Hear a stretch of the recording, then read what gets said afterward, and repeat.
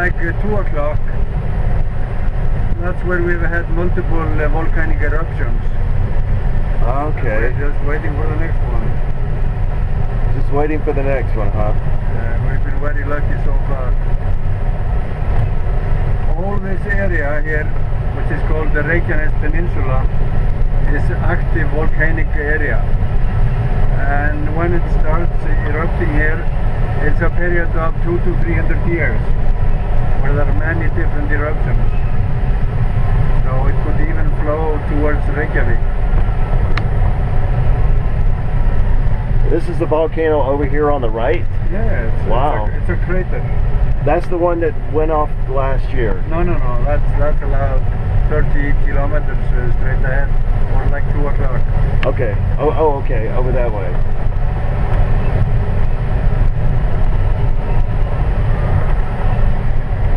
All right, coming right. Clearing right. Okay. Clear the turn.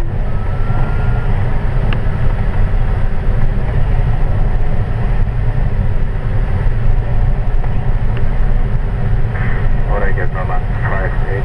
755, ready over here. On the pilot, rotate visual 31. It's visual 31 on the pilot.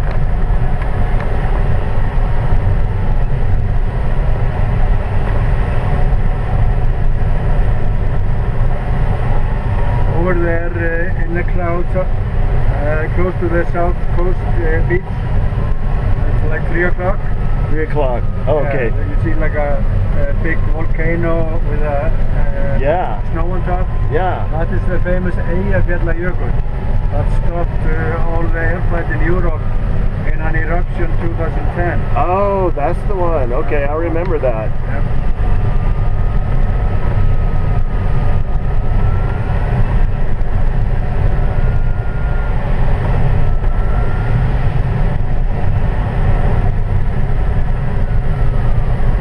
I can't believe how you get such good lift right here.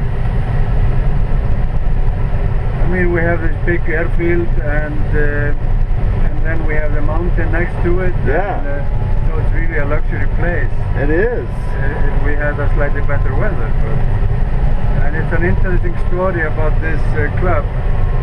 It was founded in 1936 by expedition from Germany. So there were German glider pilots who came here. Really? And basically established the club. That is cool. And we have old pictures of gliders with like the swastika on the tail. This was of course before the war and all of that shit.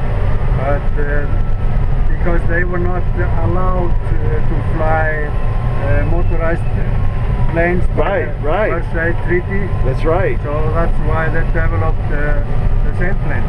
Yeah, that's how they trained all their pilots. Yes. For all the youth. I think that's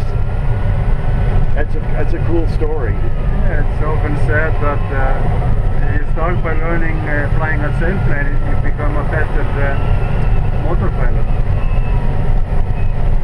I went to pilot training in the Air Force, and a lot of my instructors were from the German Air Force. Yeah. So that's kind of interesting that they were, their forefathers were training here.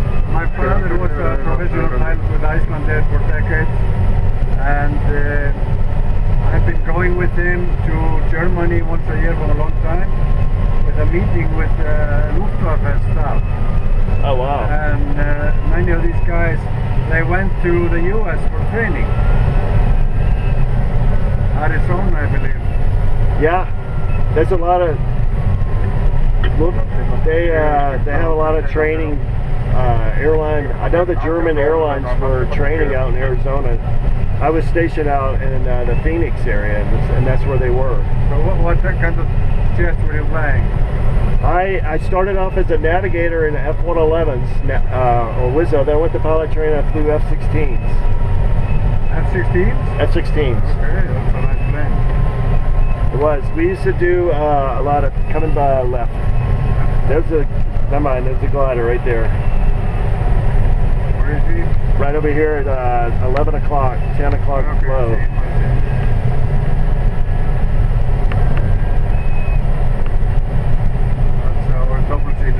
for this cruise. It's a very good high-performance plane. Nice.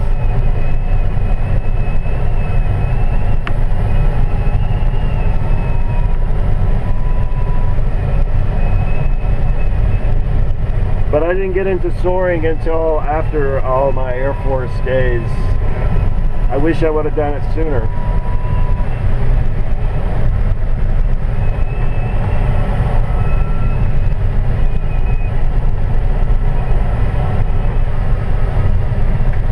I'm not sure if he sees us. I'm watching him. He should be actually showing up also our front. I see that. It's giving the warning. It's giving you a warning? No, not a warning, a caution.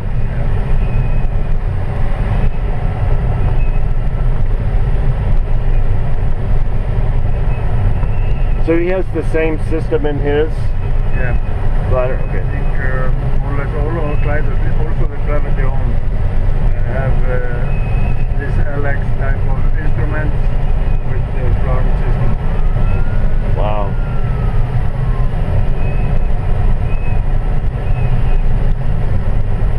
The glider club I'm in has an SF-34, but they have two K8s. Very old. Those are old, yeah, that's true. But I did my first solo on a K8. Did you really? I thought it was fun to fly. It's very good in weak conditions. Yeah, you cannot fly at any speed. I had fun flying in it last week.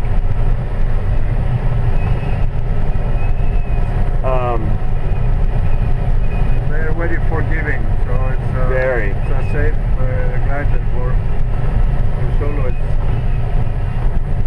I couldn't even get it to stall with me in it.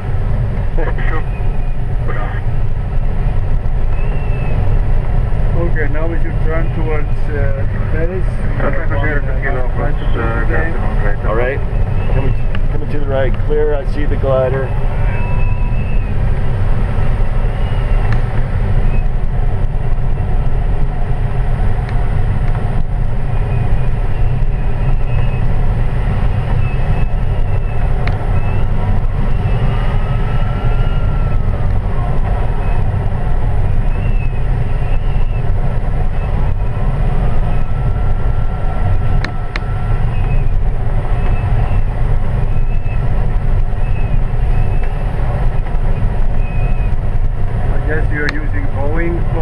Delta is using Boeing? We use Boeing and Airbus. Okay. I've only got 2 more years till I have to retire, so I'm just gonna stay doing what I'm doing. What type of Boeing are you flying? 757 and the 767. The same as Iceland is phasing out. Yeah, we're phasing them out as well, and it's a great airplane.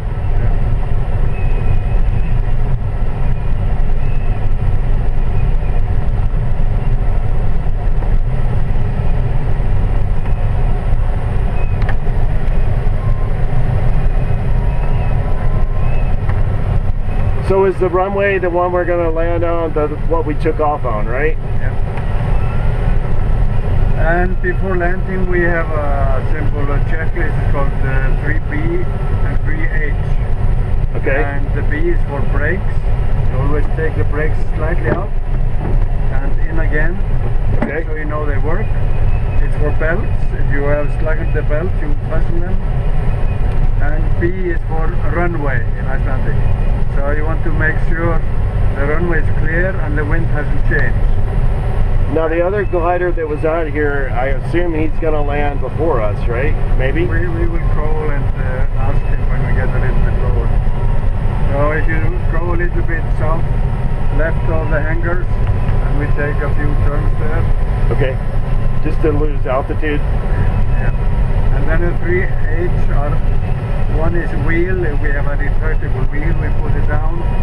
The next is speed. We want to fly the approach at like 110. Okay. Wind like this. And the last one is altitude. So you want to start the approach downwind at 200 meters. 200 meters, okay. Yeah. And then we fly a left-hand box, and we usually, you control the speed with the stick and the descent with the brake. Right. And it should be stable, and normally you should only be using the brakes on base and final. Okay. Unless you are too high or something. And take out half brakes, and then you can reduce or increase as needed. Okay. The brakes are not on-off like some people do. It's like everything in flying, sometimes it's a smooth, decisive movement. Did you say 110 is the approach speed? Yeah, in a wind like this, I would do that. Okay. And if the speed is too low, you put the stick a little bit forward. When you're getting close to the ground and you lose speed, you cannot put the stick forward because you get into the ground. Right. Then you reduce the brakes. Right. Okay, let's take a left circle. Take one full 360, 45 degrees, and a stable speed between 90 and 100. Slow down a little bit. All right. Slow down. And keep going.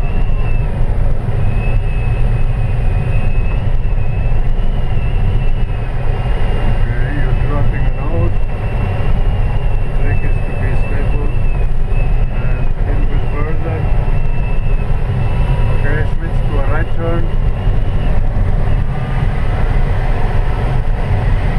Nose is too low. Speed should be between 90 and 100. 100? You have to keep turning your foot flat. Keep turning. Now the nose is dropping. The trick is to read the horizon and always have a stable speed. Stable before you start. Yeah, always. If you want to fly at 100, the nose should always be at the same angle compared to the horizon. Okay, switch to left turn. I'm gonna set my speed. You kind of do. You cannot, if you're going to fly after the speedometer, you're always like in dolphin flight because it's always lagging. That's true. That's true. Okay, I'm going to be with you now. We want to have here like a 45-degree turn, and we want the nose stable, and then the speed is stable between 90 and 100. Okay? Okay. When I move over to a right-hand turn, I use both controls, and in the center, and the stick slightly back, so that the speed is stable. You don't want to drop the nose. It's a smooth movements, never something back and rocking with the controls. Okay, your ship, you're flying. Okay, I'm flying. Go left. Little turn, always.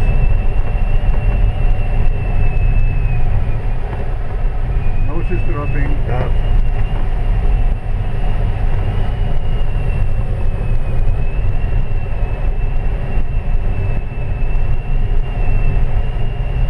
Okay, right turn.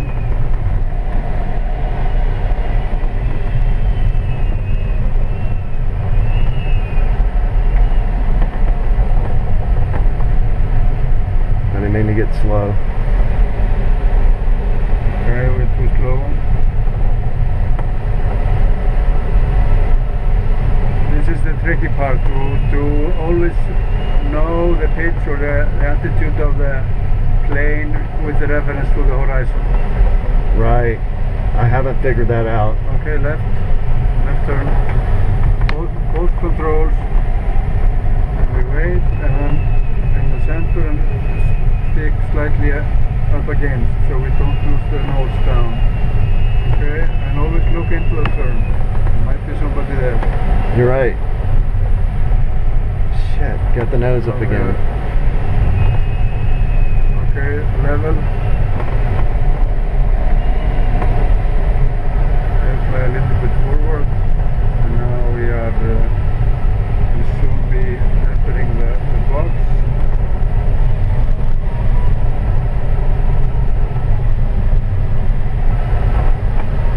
going to be a left. Do one 360 to the right, and Right. then we enter the box. Okay, 360, speed stable. Okay, we can do 2 circles, we are high.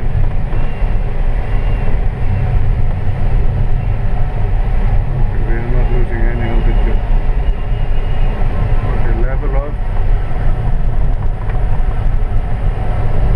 Okay, fly a little bit forward.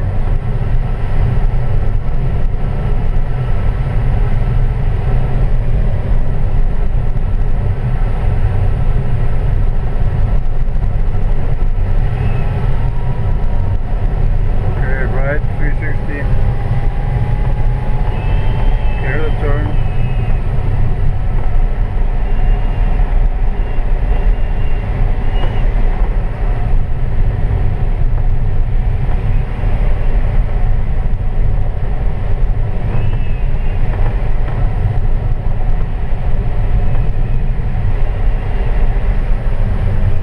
Okay, level and left turn.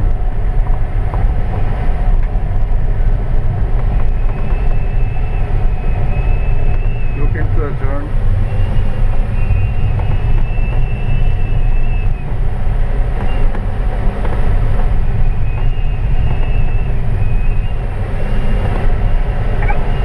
Sandskjálfi Ceres, til undanvindi og beygir til vesturs, lendir til vesturs.